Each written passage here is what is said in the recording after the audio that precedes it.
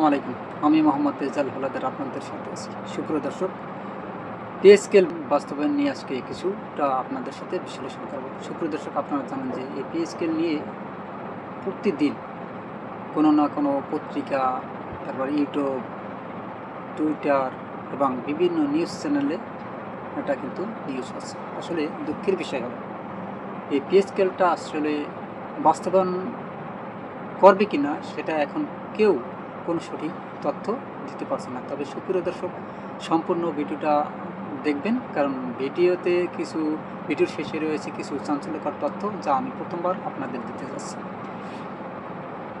Pay scale বাস্তবায়ন রাজনৈতিক, আর্থিক ও সামাজিক সংকট আমলে নিয়ে সরকার কর্মচারীদের নতুন বেতন কাঠামোর জন্য একটা কমিশন গঠন করেছে।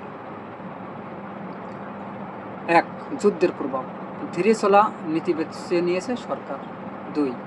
রাজস্ব ঘাটতি বেড়েছে অর্থ সংকট। 3. অর্থমন্ত্রীর সঙ্গে পে কমিশন চেয়ারম্যানের সাক্ষাৎ হয়েছে। পিছিয়ে যাচ্ছে পে স্কেল বাস্তবায়ন, নির্বাচিত নতুন সরকারের দায়িত্ব গ্রহণের পর মাস পেরানোর আগেই শুরু হয় ইরান, ইসরায়েল ও যুক্তরাষ্ট্রের যুদ্ধ। এই যুদ্ধের কারণে পে স্কেল বাস্তবায়নের যে অবস্থা সেটা কিন্তু আপনারা জানেন যে পিছিয়ে যাচ্ছে। কেন? কারণ কি? কারণ আপনারা জানেন যে এই যুদ্ধের কারণে মধ্যপ্রাচ্যে যে যুদ্ধ আছে, যুদ্ধের কারণে অর্থনৈতিক সংকটে পড়েছে বহু দেশ। নির্বাচিত নতুন সরকারের দায়িত্ব গ্রহণের পর মাস পেরানোর আগেই শুরু হয় ইরান, ইসরায়েল ও যুক্তরাষ্ট্রের যুদ্ধ। এই যুদ্ধের প্রভাবে সারা বিশ্বের অর্থনীতি প্রায় নাস্তানাবুদ হয়ে পড়েছে। বাংলাদেশের অর্থনীতিতে এর ব্যাপক প্রভাব পড়তে শুরু করেছে। এরই মধ্যে শুরু হয়েছে জ্বালানি সংকট। এছাড়া সরকারের রাজস্ব ঘাটতি 60,000 কোটি টাকা ছাড়িয়ে গেছে।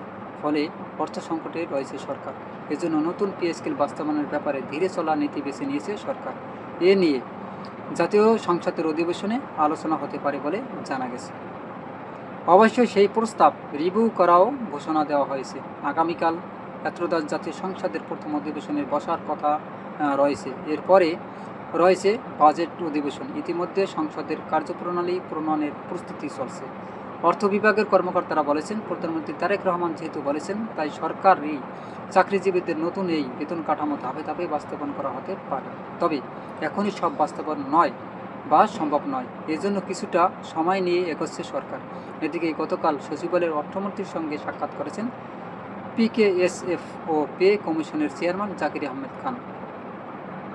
যদিও শিডিউলে দেওয়া তথ্য বলছে তিনি অর্থমন্ত্রীর সঙ্গে সাক্ষাৎ করেছেন পিকেএসএফের চেয়ারম্যান হিসেবে। তবে বৈঠকে পে কমিশনের প্রতিবেদন ও সুপারিশ বিষয়ে আলোচনা হয়েছে। অর্থ বিভাগ সূত্রে এ তথ্য জানা গেছে। এদিকে নতুন অর্থমন্ত্রী আমির খুরশু মোহাম্মদ চৌধুরী 18 ফেব্রুয়ারি গণমাধ্যমকে বলেছেন, পে স্কেলের সুপারিশ আমাদের দেখতে হবে, না দেখে এ বিষয়ে কিছু বলতে পারবো না। তিনি বলেন, আমাদের দেখতে হবে মোট অ্যামাউন্ট কত, এটা কতটুকু বাস্তবায়ন করা সম্ভব সেগুলো দেখতে হবে। বর্তমান আর্থিক অবস্থায় যেখানে বাংলাদেশের ট্যাক্স জিডিপি রেশিও সবচেয়ে খারাপ, এমনকি দক্ষিণ এশিয়াতেও সবচেয়ে খারাপ, এসব দেখে আমাদের সিদ্ধান্ত নিতে হবে কতটুকু, কখন, কিভাবে বাস্তবায়ন করা যায় সেটা আমাদের পরীক্ষা নিরীক্ষা করে দেখব। তবে সূত্রে জানায়, আসছে নতুন অর্থবছর 2026 ও 27-এ প্রস্তাবিত নবম পে স্কেল বাস্তবায়নের কথা বললেও বাস্তবে সেটা কতখানি সম্ভব হবে তা এখনই বলা যাচ্ছে না, কেননা সরকারের মধ্যে অর্থ সংকট আরও বেড়েছে। অন্যদিকে মূল্যস্ফীতির চাপ এখনও নিয়ন্ত্রণে আনা সম্ভব হয়নি। এর সঙ্গে যুক্ত হয়েছে মধ্যপ্রাচ্য সংকট, যার নেতিবাচক প্রভাব পড়েছে দেশের সামগ্রিক অর্থনীতিতে। তবে পে স্কেল নিয়ে সরকারি চাকরিজীবীদের উপর নেতিবাচক প্রভাব পড়ুক এমন পরিস্থিতি তৈরি করতে চায় না সরকার। ইতিমধ্যে প্রস্তাবিত পে স্কেল রিভিউ করার ঘোষণা দেওয়া হয়েছে। অর্থ বিভাগ সূত্রে জানায়, মধ্যপ্রাচ্য যুদ্ধের কারণে দেশে আর্থিক সংকট আরও বেড়েছে। এ যুদ্ধ কতটা দীর্ঘায়িত হবে তা এখনই বলা যাচ্ছে না। যুদ্ধ যতটা দীর্ঘায়িত হবে, সংকট ততই বাড়বে। এমনিতেই অর্থ বছরের মাঝামাঝি পর্যন্ত রাজস্ব ঘাটতি দাঁড়িয়েছে 60,000 কোটি টাকার ওপরে। জানা গেছে, রাজনৈতিক, আর্থিক ও সামাজিক সংকট আমলে নিয়ে সরকার কর্মচারীদের নতুন বেতন কাঠামোর জন্য একটি কমিশন গঠন করে অন্তর্বর্তী সরকার। কিন্তু আর্থিক সংকট বিবেচনা নিয়ে নির্বাচনের আগে তা বাস্তবায়ন করে যেতে পারেনি ডক্টর ইউনূস। তবে পে কমিশন যে প্রতিবেদন জমা দিয়েছে সে অনুযায়ী একটি বেতন কাঠামো সুপারিশমালা বর্তমান সরকারের কাছে রয়েছে, যেটি রিভিউ করার ঘোষণা দিলেও এখনও শুরু করা হয়নি। তবে বাজেট প্রণয়নের আনুষ্ঠানিক কার্যক্রম শুরু হলে সেটি রিভিউ করা হতে পারে। অবশ্যই তৎকালীন অর্থ উপদেষ্টা ডক্টর সালাউদ্দিন আহমেদ দায়িত্ব ছাড়ার প্রকালে বাংলাদেশ প্রতিদিনকে বলেছিলেন, কমিশন যেন প্রতিবেদন জমা দিয়েছে সেটা বাস্তবসম্মত। আমরা এটা বাস্তবায়নের জন্য নির্বাচিত সরকারের হাতে দিয়ে যাচ্ছি। আশা করি সরকার সেটা বিবেচনা করবে। এক্ষেত্রে দেশের আর্থসামাজিক অবস্থা ও মূল্যস্ফীতি বিবেচনায় রাখতে বলা হয়েছে। আমাদের পরিকল্পনা ছিল সময় উপযোগী একটি বেতন কাঠামো ঘোষণা করা। এদিকে নতুন সরকার দায়িত্ব নেওয়ার পর পে স্কেল নিয়ে এখনও আনুষ্ঠানিক কোনো সিদ্ধান্ত জানা যায়নি। তবে যেহেতু সামনে অধিবেশন রয়েছে, তাই সেটা সংসদে আলোচনা হতে পারে বলে জানা গেছে। এর আগে ত্রয়োদশ জাতীয় সংসদ নির্বাচন সামনে রেখে নির্বাচনে জয়ী হয়ে ক্ষমতায় গেলে সরকার কর্মকর্তা কর্মচারীদের জন্য যথাসময়ে পে স্কেল বাস্তবায়নের ঘোষণা দিয়েছিলেন বিএনপির চেয়ারম্যান তারেক রহমান। অবশ্য প্রধানমন্ত্রী হওয়ার পর তিনি এ বিষয়ে এখনও আনুষ্ঠানিক বক্তব্য দেননি। গত বছরের 27 জুলাই সরকারি কর্মকর্তা কর্মচারীদের জন্য নতুন বেতন কাঠামো প্রণয়নের লক্ষ্যে 21 সদস্য বিশিষ্ট বেতন কমিশন গঠিত হয়। সাবেক অর্থসচিব ও পল্লী কর্মসহায়ক ফাউন্ডেশনের PKSF চেয়ারম্যান জাকির আহমেদ খানকে কমিশনের প্রদান করা হয়। কমিশনকে 6 মাসের মধ্যে প্রতিবেদন জমা দিতে বলা হয়। চলতি বছরের 21 জানুয়ারি কমিশন তাদের সুপারিশ জমা দেয়। তবে এই সুপারিশ জমা দেওয়ার পরও আসলে যে পে স্কেল দেওয়ার কথা সেটা কিন্তু এখন পর্যন্ত গেজেটই প্রকাশ করা হয়নি। তবে এই গেজেট কবে প্রকাশ করা হবে সেটা কিন্তু এখন পর্যন্ত বলাও হয়নি। তবে পে স্কেল বাস্তবায়নের চেয়ে আলটিমেটাম নতুন কর্মসূচি ঘোষণা করার কথা বলেছেন আপনার সরকারি কর্মকর্তা কর্মচারীরা। বাংলাদেশ সরকারি কর্মচারী দাবি আদায় ঐক্য পরিষদ নবম পে স্কেল বাস্তবায়নের দাবিতে আলটিমেটাম দিয়ে নতুন কর্মসূচি ঘোষণা করেছে। শুক্রবার সংগঠনের সদস্য সচিব মোহাম্মদ মাহমুদুল হাসান ও মুখ্য সমন্বয়ক মোহাম্মদ ওয়ারেস আলী স্বাক্ষরিত সংবাদ বিজ্ঞপ্তিতে এ তথ্য জানানো হয়েছে। বিজ্ঞপ্তিতে সংগঠনটি জানায়, আগামী 15 মার্চের মধ্যে দাবি না মানলে 28 মার্চ নতুন কর্মসূচি ঘোষণা করা হবে। সে অনুযায়ী স্মারকলিপি দেওয়ার পাশাপাশি প্রতিনিধি সমাবেশ ও সাংগঠনিক কর্মসূচি পালন করবে তারা।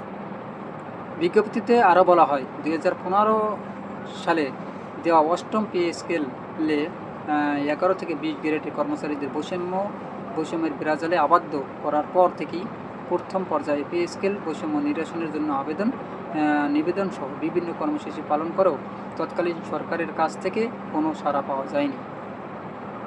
এমনকি বিগত কোনো সরকার উক্ত সংগঠনের সঙ্গে আলোচনাও করেননি। অথচ বিগত বিএনপি সরকার 1991 ও 2005 সালে সুন্দর 2টি পে স্কেল দিয়েছিল।